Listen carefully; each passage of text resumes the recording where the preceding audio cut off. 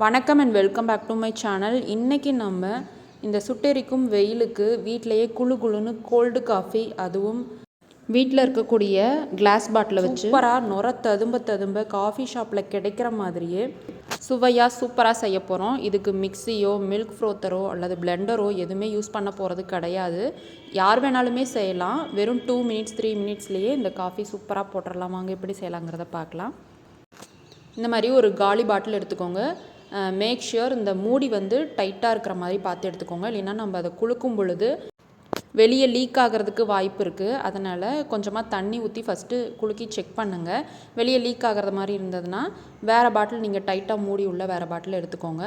இப்போ இதில் நான் 1 டேபிள் ஸ்பூன் அளவுக்கு காஃபி தூள் எடுத்திருக்கேன். இது வந்து நான் ப்ரூ காஃபி தூள் தான் எடுத்திருக்கேன்.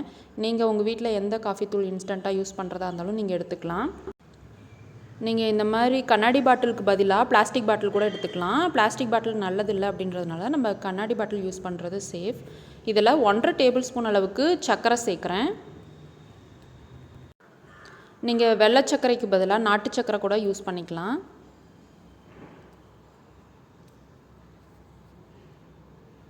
இப்போ இதில் ஜில்லுன்னு ஐஸ் வாட்டர் ஒரு 2 டேபிள் ஸ்பூன் அளவுக்கு சேர்க்குறேன்.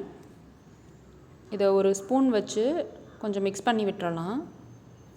நல்லா சர்க்கரை கரையணுன்ற அவசியம்லாம் இல்லை. இப்போ இதை நம்ம மூடி போட்டுட்டு முதல்ல 1 மினிட்க்கு நல்லா நம்ம இதை மிக்ஸ் பண்ணிக்கலாம். கையிலேயே இந்த மாதிரி நல்லா குலுக்கிக்கலாம். இது 2 பேருக்கு தேவையான கோல்டு காஃபிக்கு தான் நான் சொல்லியிருக்கேன். இது நம்ம ஷேக் பண்ண உள்ளே நல்லா ஃப்ராத்தியாக வர ஆரம்பிக்கும். பாருங்கள், 1 நிமிஷம் நம்ம நல்லா ஷேக் பண்ணதுக்கப்புறமா இந்த அளவுக்கு வந்திருக்கு. இதில் வந்து ஒரு ஐஸ் க்யூப் சேர்க்க போகிறோம். இந்த மாதிரி ஒரே ஒரு ஐஸ் கட்டி மட்டும் போட்டுட்டு மறுபடியும் நம்ம ஒரு 2 நிமிஷத்துக்கு நல்லா ஷேக் பண்ணிக்கலாம்.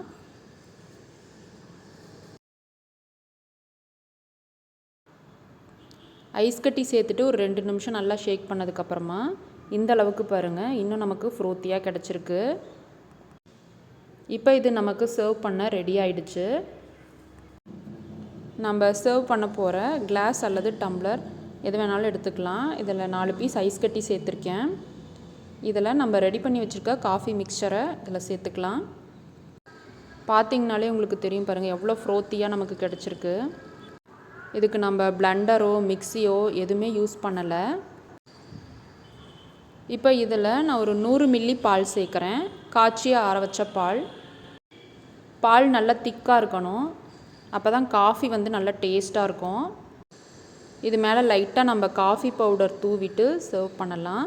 நல்லா சில்லுன்னு இந்த வெயிலுக்கு சுவையான சூப்பரான கோல்டு காஃபி வீட்டிலையே சூப்பராக செஞ்சாச்சு.